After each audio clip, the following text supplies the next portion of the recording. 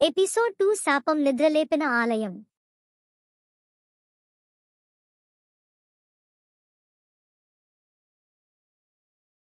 మబ్బులతో కమ్ముకున్న గాలి మధ్య అర్జున్, అప్సరా ముందుకు సాగుతారు.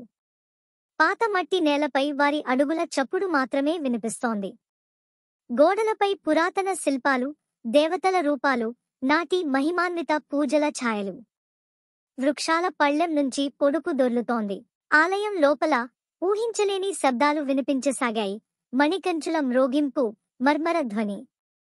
అర్జున్ మళ్ళీ ఒక క్షణం ఆగి చెవులు కోరికాడు. అప్సరా చేతిని ఆగమన సూచనగా ఉంచి, ఇక్కడ ఎవరో ఉన్నారు అని మృదువుగా చెబుతుంది. ఒక మూల నుంచి కప్పల గలగలపాటు మరియు ఒక చిన్న గోధుమరంగు వెలుగు మెరిపించింది. అప్పుడే ఓ పాత వెండి పాత్ర పగిలిపడింది. అంతటా మౌనం చుట్టేసింది. గోడపై ఉన్న శిల్పాలు ఒక్కొక్కటిగా కదలడం ప్రారంభించాయి. విరిగిన దేవతా శిల్పాల కళ్లలో నీలం రంగు మెరుపు మిన్నిమినిర్చింది. గోడలపై పురాతన యుద్ధాల సన్నివేశాలు చలన చిత్రాల్లా తిరగసాగాయి.